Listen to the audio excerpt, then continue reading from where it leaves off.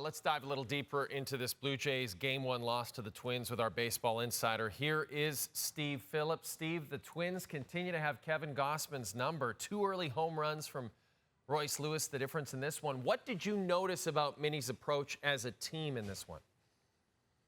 Well, we've seen this in the past for them against Kevin Gausman.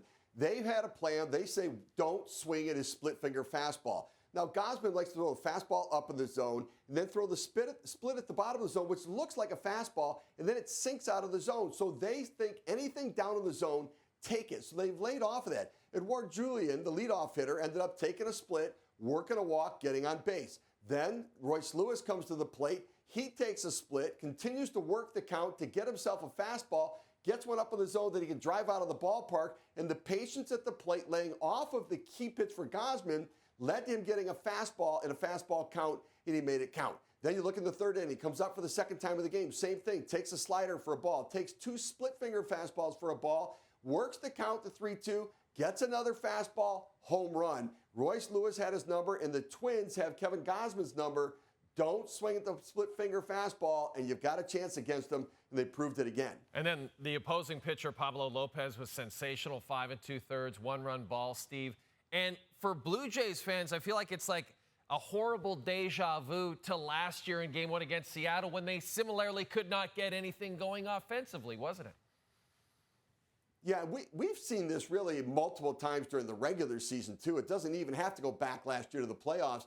But it just feels like when they fall behind or that other pitcher is sort of mowing them down and the defense is making plays. Look, they made some plays, some legit plays behind them. When the Jays put the ball in play, the defense was there. But it seems like the offense never makes that adjustment to be able to see what the other team's doing, make that adjustment in game, go the other way with it. Occasionally, one hitter will do it. We saw Vlad rip the double to the right center field gap, but they just couldn't mount any momentum and any rally in consecutive at-bats to score runs. We've seen it all year long. We saw it again in Game 1. It's going to have to change if the Jays are going to advance in the playoffs. And so they take on the Twins again in Game 2 on Wednesday, and it will be Jose Berrios, the former Minnesota Twin, on the mound for the Blue Jays. Steve, yesterday you told us you would have preferred if John Schneider went with Chris Bassett in Game 2. The fact that this is now an elimination game, does this strengthen your opinion or perhaps change it?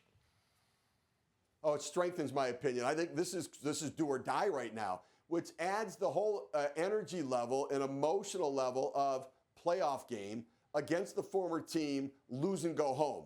And so Jose Berrios is a very emotional guy. And in many ways, it's a really great trait that he has.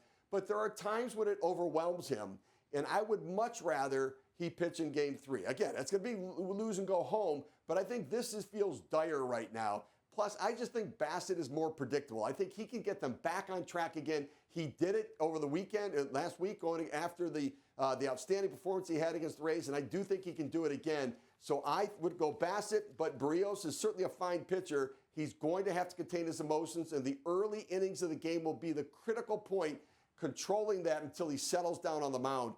If the Twins are going to get him, they're going to get him early. That is our baseball insider, Steve Phillips.